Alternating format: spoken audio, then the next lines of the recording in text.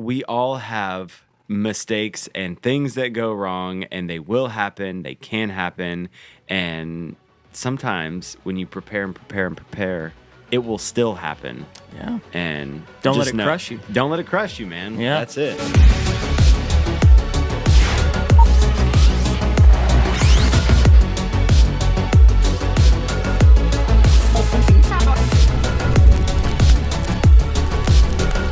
What's going on, everybody? I am Joey Nicotra here on another episode of the RCC, the Rough Cut Club, with my co-host, Mr. Shane Wrightsamer. What's going on, brother? Hey, man. Good to be here. Good to be seen. How you doing today?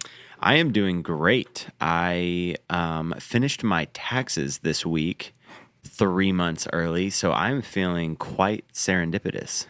I am behind, so I'm a little jealous and envious of you. I'm pretty stoked to be 3 months ahead of my taxes. Yeah. So Well, I did accomplish something as well. I've got these huge stack of rocks outside of my house that's been sitting there for a year. Okay. Probably the last time you've been over to the house, you Yep. saw it. A bunch of sandstone rocks, and they needed to get laid out in the backyard patio. And I finally did it. It only took 10 hours over one weekend, but you put it off for, a whole year. So I felt really accomplished, but I also had to get adjusted after that because I'm 38 and my back was destroyed. Stuff that is easy to do is also easy not to do. And sometimes you put off house stuff for a year, and I'm glad that you got it done. Or taxes.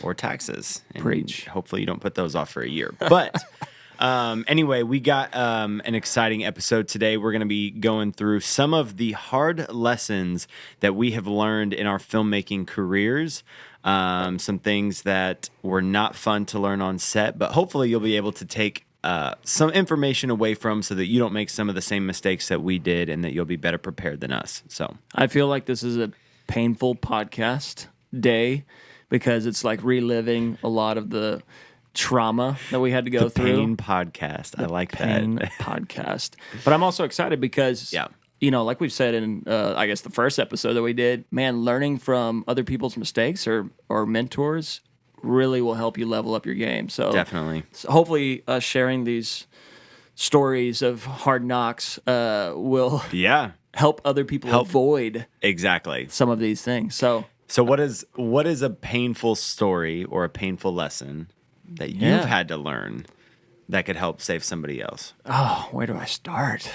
I think we're just gonna have to rapid fire back and forth, brother, because I got so many, and I don't want to talk too all many day. Wounds. You don't. So want to you just cut me off after I tell one. But, okay, so this one, there's minor little things, but I think all these things matter, right? And I'll go back to a somewhat recent project because we're always learning on set, and it was a feature film, and I was the gimbal op, first AC gimbal op on the project, and I got to do a like a minute and a half oneer, okay, in this scene. It's a ballroom scene, actually. It's for the feature film Washington's Armor that you ended up being the DP on down the road, and so I've got this gear rented out from a friend of mine in Denton, Texas, and I've rented his gear several times. But this time, a producer who will remain nameless, we discussed, renting out gear for the project, and I agreed. I was like, yeah, we can piecemeal it, right? We can piecemeal. So I'm going to get the Movi from this person and the Ready Rig. We'll pull this person's focus control. We'll pull this person's wireless, and we'll put this rig together on set. Never a good idea. Always do a prep day. And so here we are on set, and we did have prep days, and but some of the pieces weren't there yet because some of those filmmakers were still coming in, and the DP cam team was in, but we were renting from a crew member who was coming in later. So we rig out the camera, and of course you always troubleshoot like piecing stuff together, right? And you're like, okay, well this part doesn't work this way. We get everything put together how we think it will be a great execution on the day, and we actually did a prep day before rehearsal, right? So we're walking through this oneer, and the gear starts malfunctioning on the rehearsal, and so I have to sit the gear down and walk through with the director. And just set the context for like how many people are on set waiting for you at this moment. Yeah, so well, this was the rehearsal. It gets worse the next day, but the rehearsal, there's still probably about, I don't know, 20, 25 to 30 actors in the room, At in the least, small yeah. studio. We've got the crew of, for the rehearsal, maybe 12 people. It was maybe 8. Just it was, keys, yeah. Yeah, just keys. And I'm going to walk through with the camera, the gimbal, get the moves down. It's wigging out, and I don't have time to fix it. And I go, hey, well, let me walk through with my iPhone just so I can see the shot. Because what do? You're out of time. Everybody's looking at you going, hey, we need to do this rehearsal. There's 40 people waiting on you. And movies are notorious for going down right before you're about to start rolling. Love-hate relationship. So, and it's a lot of times it's the operator, it's experience. And 100%. at this time, I had done 3-4 big projects as a movie operator. But again, I didn't own any of my own gear, and I was piecing it all together. But it's still on all of me. Right. As the operator, I have to know my stuff. And Right. so I walk around with the iPhone, right, with the director, which Tammy Lane is awesome, and she was very forgiving of it all, and she was happy to just see that I was visually understanding the movement, right? But for rehearsal, I'm zero practice on this. Yeah. So fast forward, next day, big show time. I stay up late that night, and I get the things handled, I thought, right? So I'm like, oh, I'm good to go tomorrow. Let's go. So next day, there's a lot of shots up first in the ballroom. Before we get to my big dance, man, my big gimbal dance that I'm so excited about, and I'm feeling confident about again because the gimbal's up and working. And so about 30 minutes up, since I was the first AC as well, we sub in the second AC to shoot some insert shots with the DP. At the time was James Burgess. And I go to prep the gimbal and bring her in, right? Strap in. I go over there and it's doing the same thing. And what the issue was the follow focus stopped working. And so it's like malfunctioning. It won't turn at all. It's like the communication's gone, but they're both still on. We're like, what the heck? So I'm 30 minutes to tell showtime, okay? And now we've got 40 actors in there. We've got about 30 crew member, right? The whole world is sitting there watching you, and I'm outside. So everybody's inside the studio. I'm outside with another assistant camera guy helping me. They didn't know anything about it, but they were helping me, stay calm. Bro, we were praying over the gear by the end of it. So we're trying to fix this thing, and I'm calling my friend in Denton and saying, "Hey, it's not and your I don't gimbal." think that praying over the gear was a joke. Like I think actual crew members came and laid hands on it and said, "Like, may these tech problems be gone." Be gone. And so we called Denton, and he's like, "Oh yeah, that's not my piece, but I have a similar thing. Like, have you tried this? Try this, And so, like, my call, my one phone call to help can't help me, which I didn't blame him. It's not his stuff, right? And the person on set whose gear it was, they were like, I don't know. I just bought this thing, and, like, it should work. And we get down to it. Now we're 20 minutes behind. AD keeps checking on me. Hey, we're ready. Like, I really don't have anything else to shoot. I got 40 people. I got 80 people waiting. And so, finally, you kind of have that like moment of everything just crashes around you, and you're just like, I failed. Mm-hmm. This is it. I'm done. Like I can't, and you're just like, do I just walk off set now while nobody's watching? Go get in my car and drive home, crying the whole way. So no, you problem solve. So thankfully, director comes out. Right now, you're in trouble. If the AD steps out 3 or 4 times, you're already in trouble. Now the director steps out. And the DP steps out, and I'm like, oh, man, okay, here we go. I'm going to get fired. I better just go home. And they're like, hey, what's going on? I'm like, well, the follow focus isn't working, and I can't figure it out. And we've tried all these things. I mean, we were plugging it in, doing software resets. We were doing everything, man. I mean, kick it in the air, throw it on the ground, spit on it, pray on it, all of this stuff.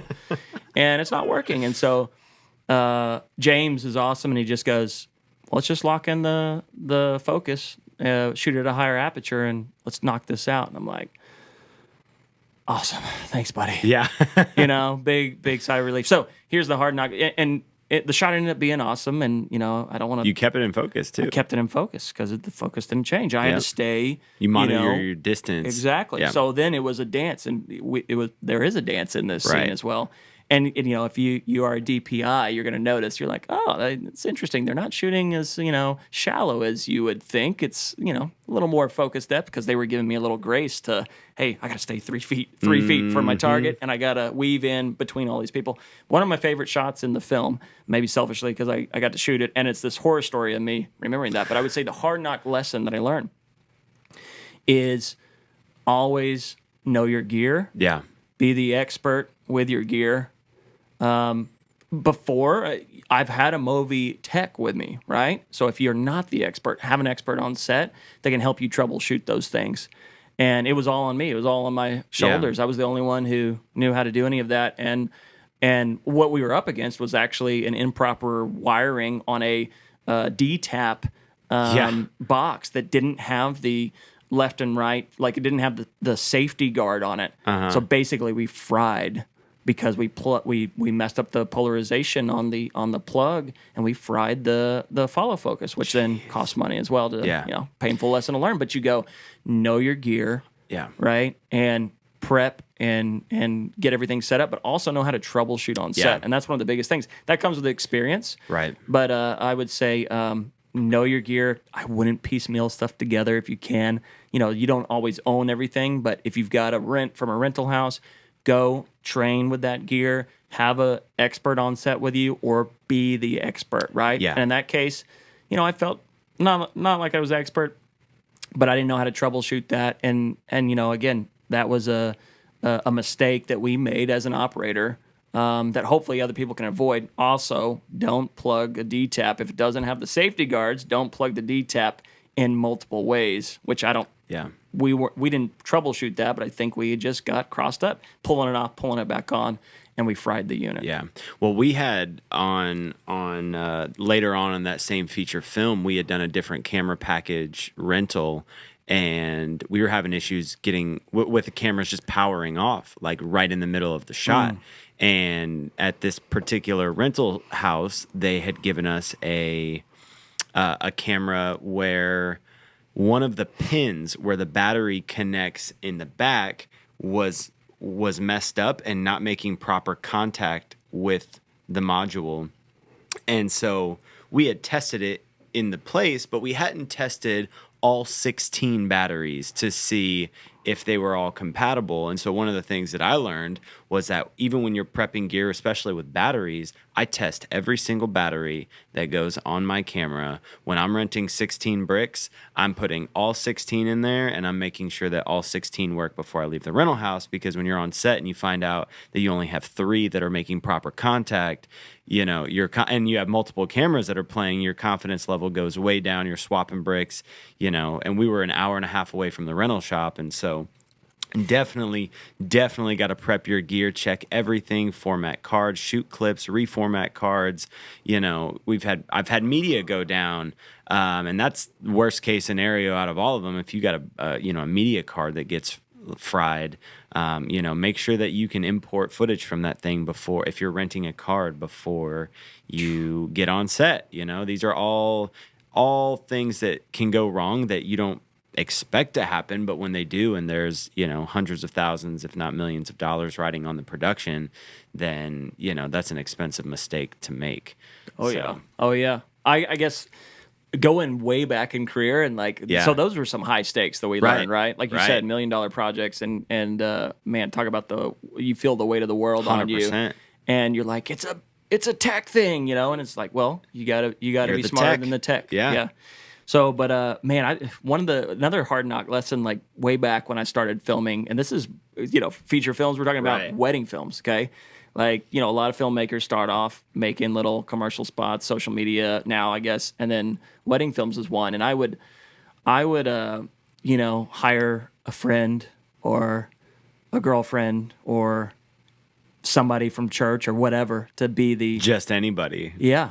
To be the second shooter, right? When I was just getting started. Because before it was just me, I would shoot everything. Then you go, I need help. I need more angles. Put this camera in your hands. Let me put this camera in your hand, give you a crash course, and let's go, right? And I remember I did that for this wedding, that will remain nameless. And I get the footage back, and all the footage from my second shooter was shot in 720 HD. And I think there was some standard definition That stuff happened to me too. as well back in the day. Really? I actually hired someone, and they had a 4K camera, and they shot it all in 720. And I was like, oh, gosh. Yeah. Why? So I would say lesson learned there was, that was, again, my fault. But you want to make sure that the person knows their gear that's working with you. And in that situation, I was putting people in unfair situations, right? And I would used to check all my settings. And honestly, I've made that mistake, and most of the time quickly fixed it. But I've never shot in 720 accidentally, just for the record. That has never happened to me. Yeah, I don't know if it was 720, but 1080, or variable frame rate. I've accidentally shot in 1080. Shot in variable frame rate, and I'm like, where, on the GH5 back in the day, or GH4, you shoot in variable, and you're like, where's the audio? Why is it in slow motion? Oh my gosh, it was variable frame rate. Right? I accidentally shot an interview in variable frame rate one time getting started. I was like, and did you speed it up?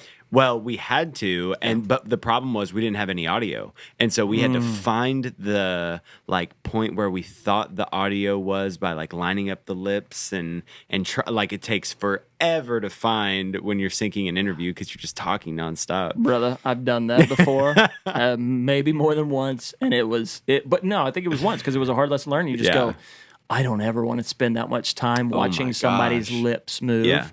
To match up the audio. It's so funny. Dude, when I was getting started, literally had just got my camera, I was shooting hip hop music videos, and I loved how the high shutter looked with the crisp motion when the artists were doing the movement.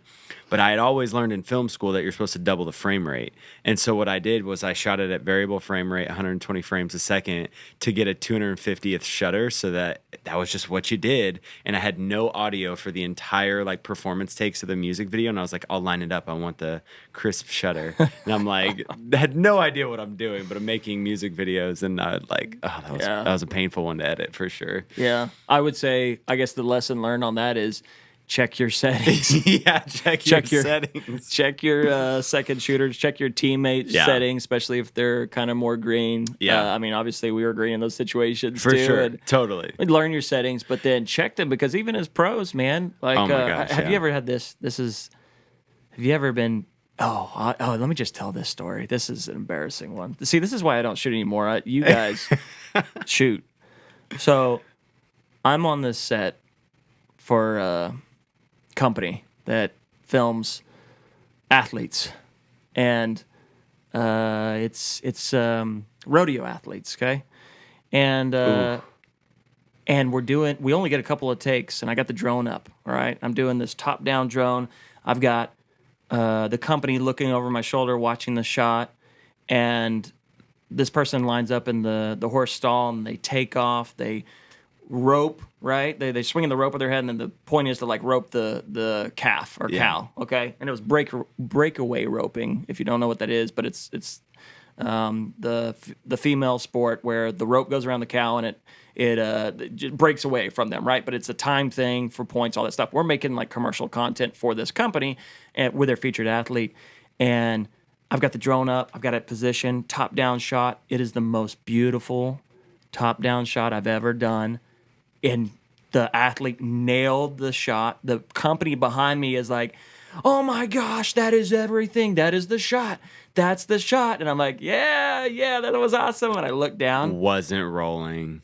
There's no record going on. No record. Man. And I go, oh, yeah. You know what, though? Let's just do one more for safety. I'd like to get one more take. Spot. Yeah. And we didn't get the shot. Dang, dude. We got pieces, but we didn't get the shot. So let that be a horror story. And I feel like every filmmaker has a similar story. That one's really embarrassing for me, and I want to share it. And I remember at that day, because that was when you were doing the majority of the filming and other team members, and I'm like, this is why I don't belong behind a camera or behind a drone. You're getting old. You forgot to hit the record button. Sit down, right? Sit down. Well, I had one happen. It was similar. This wasn't even my fault. It was maybe, I don't know, 4 months ago or something. But we had waited till like right after golden hour, like blue hour, to get this Cotton Candy Sky music video performance take, and it's a 5-minute. Andy's freaking out over there. He must have been on the same set. He was on the set with me. No, he was on the edit. He was on the edit. He watched. Yeah. Oh, continue. So we're filming. It is like the most beautiful pink and blue skies. We run through. It's like a 4.5 minute song, and we're doing like the master in this in this take. And I get like, I'm not kidding. There's between 10 and 15 seconds left of the song, and my camera, the screen just goes red and it turns off and powers back up, like total freak thing, brand new, out of the box like camera. I think it was my first or second like production using it, and just lost the entire take after I had been recording. It was beautiful. It was like one of those moments when like you're filming something super special and you're getting a once in a lifetime opportunity with the lighting, and it's just hitting right, and lost it. I turned the camera back on, and by that time, after 5 minutes, our magic hour was gone, and it was totally blue, and we had lost everything, and it was a wash, and we lost the clip, and it was like, oh man, that one hurt. I don't even know if there's a lesson from that other than just like that one hurt so bad. I was like, what lesson do you learn from that? Buy better gear, but it was here's the lesson, that we all have mistakes and things that go wrong, and they will happen, they can happen, and sometimes when you prepare, it will still happen. Yeah. And don't let it crush you. Don't let it crush you, man. Yeah. That's it. Yeah. Man, I have some really, really sad stories of cameras going down on set. I did one, this was maybe 3 weeks ago, and wasn't my camera, but they were the DP. I was ACing, which I don't normally do, but it was so refreshing being an AC. Had a really good time. I was ACing, and the DP puts his camera, which was hardwired in via HDMI for Video Village, on a table, and needed to go grab something for the camera. And this is a red Monstro, not the cheapest camera on the market. And the DP himself steps on the HDMI cable, pulls the camera off the table, crashes on the floor, destroys the HDMI and SDI output like module thing. So our SDI is down for the day, our HDMI is down for the day, and the module itself is like totally fried. Fortunately, I had a backup module that we swapped onto the camera, but whenever you see a red Monstro fall onto concrete off a table, like it is just one of the most like stomach dropping moments to see this like $75,000 rig just crash. And so anyway, the lesson there is whenever you are hardwired into a camera and tethered via cable, watch where you step, because I've seen cameras go down and there's no greater pain. Man, and I'll tag on top of that too.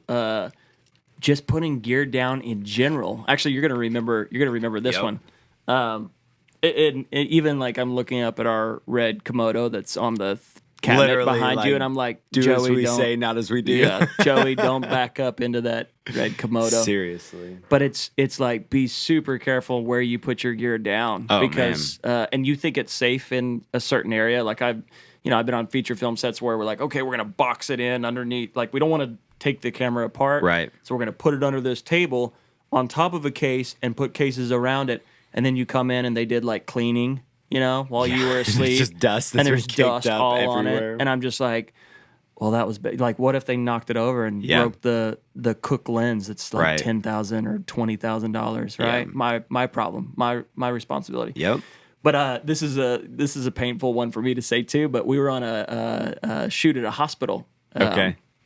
And you had handed me a lens or something, I think.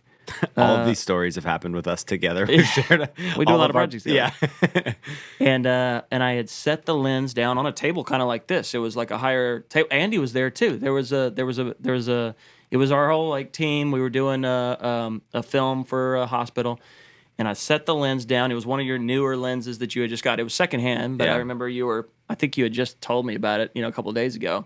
I don't know why you were handing me the lens, the director producer that, doesn't know what he's doing. So I put it down on the table thinking that it's safe. Next thing I know, the table ends up getting moved or bumped or something. The lens falls over the sideways, rolls off the table, hits the ground. And my heart. And I remember you were like, "What happened to my lens?" I'm like, "I put it right there." And like, "What happened to the table?" I don't know. And it's like, so wherever you put your gear down. Oh, I forgot that was my lens. Yeah, sorry, buddy. Dang, I forgot about that. Yeah. And good thing is, we put it on. It worked. Everything was fine. Obviously, you've forgotten about it. It wasn't even the rental houses. Until I brought it back up. Yeah. So I would say, man, your gear's never safe, and that's why we call it fire watch on set, right? Like you put a PA on it, you make somebody sit there and hold and watch the camera, the gear, and things are going to happen. Like you said, like even that DP, years and years of experience, and you step on, so you forget, right? Like watch your cables, start moving fast. Watch where you put cameras. Don't put them in precarious situations that could cause disaster. Unless you're willing to take a risk. See, that's Shane's camera. It's not mine, so I'm not worried about it. It's just my lens. Revenge of the lens. Yeah. Man. So, man, while we're still on the note of cameras going down, we did a project one time where I was DPing and we had three reds on set, and the AC, I guess, wasn't super confident in what he was doing, but wanted to be like the Mr. Fix-It guy.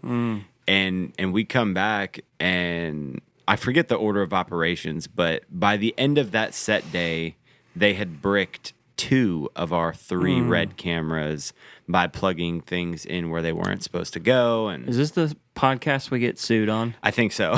Yeah. So, I don't know all the details, and I'm happy that I don't know all the details. But I do know that we had 3 or 5 reds on that set. So I think we had 2 teams. Well, it was 2 units, but our unit, we were in charge of 3. Yeah. And it was one of those things. And the lesson here is, it was a trust factor of like, hey, you know how to trust. Yeah. You know how to. You're my first AC. You know how to set this up, right? This is a follow focus unit that needs to be put on this red. Can you build this out? Are you good to go? Yeah, man, I got it. Know how to do this. You come back, and I remember just like ripping cables out where they didn't belong, and I'm like, whoa, dude, this is like let this cable doesn't go into this port. Right. And pulling it all out, and then later that day, cameras bricked, or shortly after that. And so, I still don't know what exactly happened, because we had a lot of problems for that rental house anyways. Their stuff was bricking all over. Yeah. But then we go, all right, was that operator error on that? Right. And but I would say, man, bet your people, and honestly, like it's great to have that trust, but that trust has to be built, and sometimes you do have to do things together slowly instead of rushing through. Hey, you go do this because I got to get this shot set up, and I need to work with this guy, and you know how to do it, right? And putting that pressure on somebody on set can lead to disasters, because then the whole thing fell behind. Right. I don't think we even got another camera replacement until the next day. Yeah, we had one camera for that day when we needed 3, and it was rough. Yeah. Man, I feel like so many stories are like coming to my mind right now. We did a short film not that long ago, and it felt like the sky was falling in every direction. But we had bathrooms get clogged on set. We were working in like a house probably built in like the 60s, 70s, somewhere in there, like older house. And the plumbing was super old. And if you're watching this, there was 3 women on the set, and one of them flushed a tampon down the toilet. And I know it wasn't one, but there's 2 of y'all out there, and I'm not coming for you, but just know that we know. Anyway, ladies, the tampons do not go down the toilet on hear it old from the men. Tampons don't go bathrooms. down the toilet. Yes, I remember that being in school, and we were at like this old church, and they were like, "Ladies, tampons don't go down the toilet," and I didn't even know what that was. So they back up. There's 2 toilets in the house, and both toilets get clogged, and we're basically now like doing bathroom runs to a Target. And it really showed me the value of having like a honey wagon, like porta potty on set when a toilet goes down and you're shuttling people to and from the bathroom, like at a random like Walmart, Target. Like it kills your entire day. You lose time, you lose shots, you lose crew, you lose it. Yeah. So that was, man, that one showed me the value of portable bathrooms. And that's why we do it on, that's why we're doing short films, because we want to learn some of those producing things. And that comes down to producing. That was eye-opening for me on many levels. There was a lot of things we learned on that set. 100%. But that one with the bathrooms, exactly right. Afterwards, I was like, that's it. I'm always going to do a porta potty or a honey wagon because I'm not going to trust the bathroom facilities in the house, you know? And it ended up being a super expensive addition to our budget because not one, it's old pipes, and it wasn't not one bath, like it was 2 clogs that we had to get pulled out.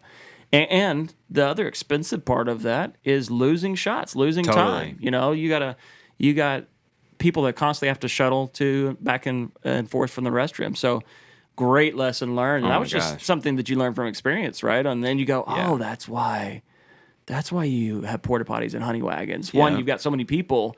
I mean, granted, the house was super old, but any bathroom, like that was abuse, man. We had you got 50 people hitting that bathroom. Seriously, right? Yeah. Crafty goes hard, bro. Crafty goes hard. Clip that. Man, I gotta share another one. Okay. This is kind of crossing over into like hard lessons learned even from other individuals, right? And I'm not gonna say names or anything like that, but it's stuff that helped me think about it and go, I don't ever want that to happen to me, right? Yeah. And so first I got a one that's really personal and close. I remember way back 2018, you were working with us and you were shooting my wedding. You did a stellar job. It was beautiful. Thank you again for making those memories for us. And we had hired somebody off Instagram because we were still, we had some contractors, but we were smaller and we were still figuring our recruiting scheme. And we got a guy off Instagram, dope work, really good. We were like, oh, this is going to be awesome. Like Joey and this guy, it's going to be stellar. And there's actually 2 lessons learned in this. As a business, so many lessons as learned. A business, vet your people. And we have a huge vetting process we do now, right? Before they ever get to be on a client set, I mean, there's all these different things they go through with us. Yeah. And audition period, right? Mm-hmm. Before we ever let them touch anything of the clients or even have an experience with our client.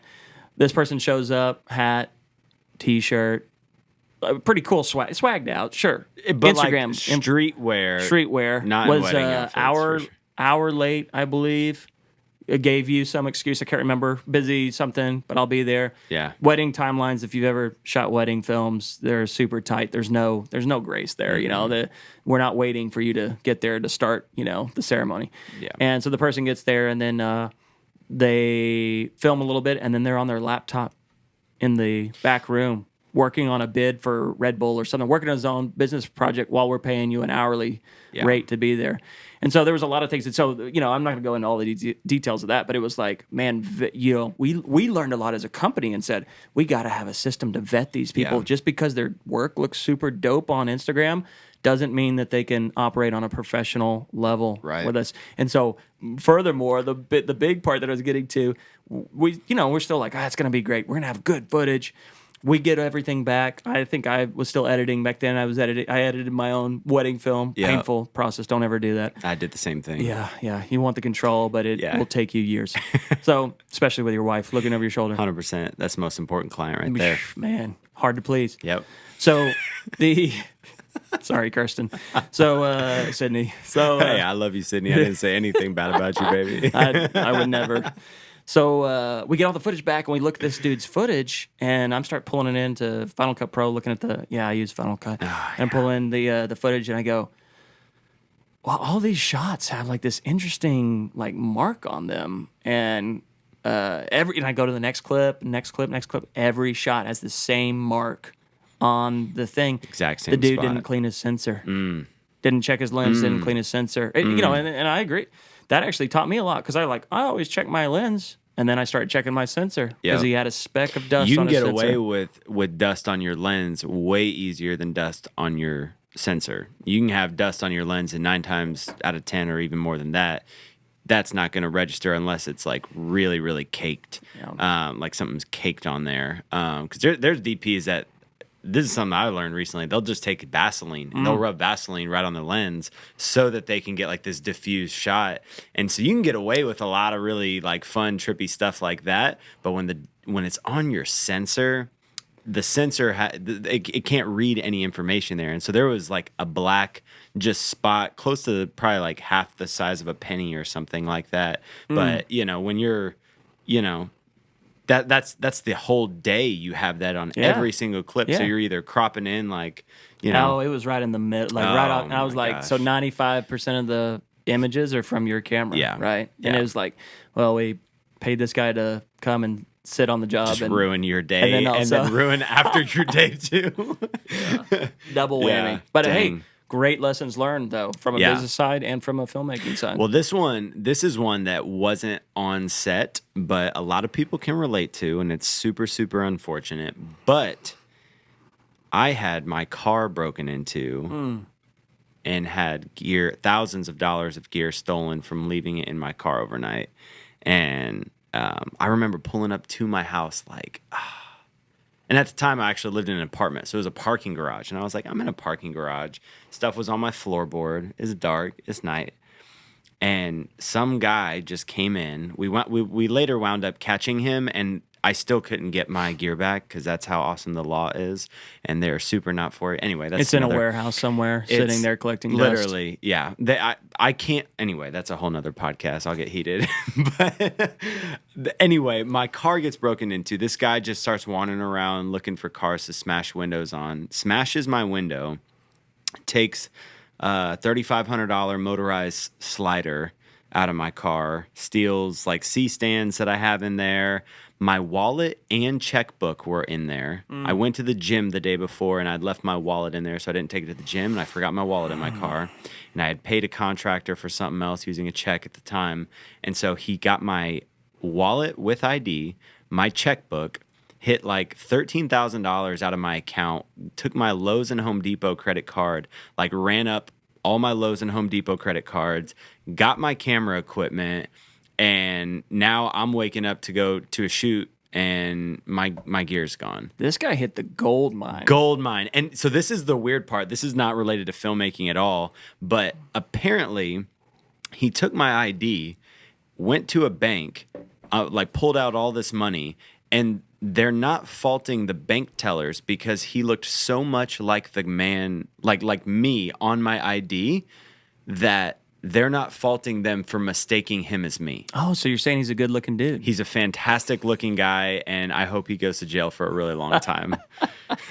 Lesson learned: don't leave your gear in the car or your wallet. Gear, or even your if you're running checkbook. into a gas station, if you're running into, a restaurant to eat after a shoot, I bring all of the key stuff in with me after everything. And I've seen you do that. You'll show up. I'm like, hey, meet me for a happy hour or a business meeting, and in comes Joey with all of his rolling gear in on with his the back. Pelican cases, brother. And I'm like, you know what? We are going to need that booth for 6 because we're going to just put all the gear in there. But hey, man, you don't risk it. Once you learn the hard way, these are the lessons that we're trying to spare you from. I learned the hard way, and I was even really religious about taking my stuff out of the car to begin with. And I got lazy one night because you take all these multiple trips in the house. You got another one the next day, and it's like. And that's because I remember you used to always I'm big preach on that. it. You've always Yes, did that. I was and so it still surprised it happened to happened. me. But I was also like, it's in his garage, man. You Yeah. would think it's like you think it's safe, but yeah, it's. And yeah. honestly, the film equipment that was stolen from me, I might have lost like $3,500 or something, $4,000. Like, it's still like a significant, like, ow, but they them getting into my bank accounts and me having, like, disputes with Home Depot, Lowe's, my bank, my gear insurance, all, it's just getting my driver's license back, all my, all of it is just hey, that's another lesson, though, I would say very important for insurance. Yeah. We had, as a company, we had got insurance. We've had liability and business insurance for a lot of different things, but we had just completed our gear list insurance, right? So for it was all insured. of our gear. Yeah. And man, I would say, and it's expensive, It is. It's expensive, but it was like, this was that's why we got it. Thank you, Lord, for seriously putting it all on there, and we got money back from it. It didn't cover everything, but it helped, man. It softened the pain, the blow. Yeah, absolutely. Insurance. Yeah, man, that was a huge one for me. So definitely a lot of hard lessons. Anything else you want to share before we wrap this up? I would say, I got a bunch of stuff on the business side, but I won't go too deep into it. But I would say one of the biggest lessons learned if you're a business is having a contract or getting retainer money in place, deposit money in place. You want to be able to control. Everyone has shot and not gotten paid for it because they didn't get the money in advance. And so the big thing is you want to control the relationship to some extent with your client.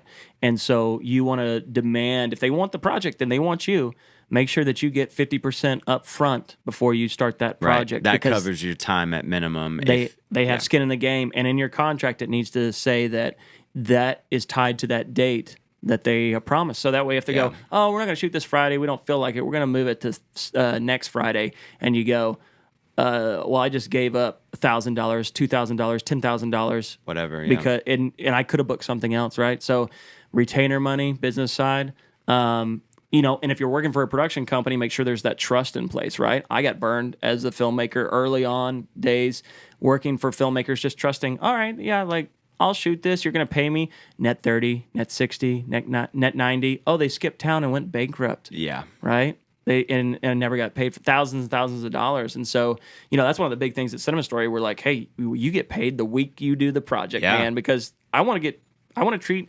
our team members like how we wanted to be treated. Yep. And I got, everybody has that story of being messed over. I think I'm sure everybody in this studio can probably raise their hand and tell a story about that. So put systems in place to protect your time and money, and also form relationships with companies and people that have the same values and morals that you do, so that you are treated fairly and get compensated for your work. So just wanted to add that one side, because I think it applies to freelancers as well as people that are starting their own businesses in filmmaking. Yep. And double back all your hard drives, people. That's a big one. Do we have time for that? I don't know, man. Oh, man. Real quick. Rough story. Worked for a producer out in Austin. Shot the footage, shot the project. I get home, and there's millions of stories like this, but I get home. Hey, you got all the footage, backed up, safe, hard drives. Am I good to clear my SD cards? I got to shoot, in a couple of days. Yeah, it's good. Everything's copied over. I'm good. Delete. Format. Go shoot my next project. Week later, hey, my hard drive crashed, and do you still have the footage? And I'm like, no, it's all gone. And actually, at that time, as a freelancer, this is something really cool you can do as a freelancer.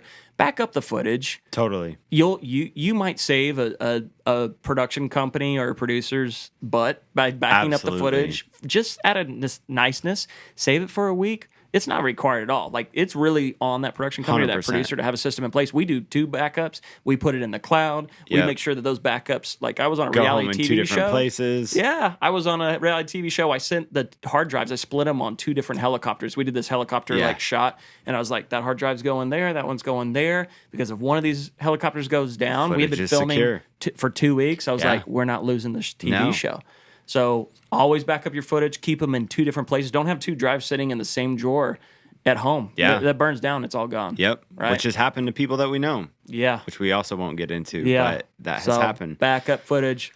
Probably use the cloud as well. Probably use the cloud. Definitely not. Well, man, this has been great. Hopefully someone was able to learn from our pain so that you don't experience the same thing. Because throughout our course of being a filmmaker, there have been many painful lessons learned. And if we can spare you from some of them, then hopefully this podcast brings value to you. Anyway, Absolutely.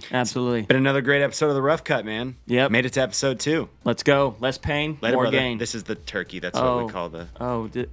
Did I do it right? You did it great.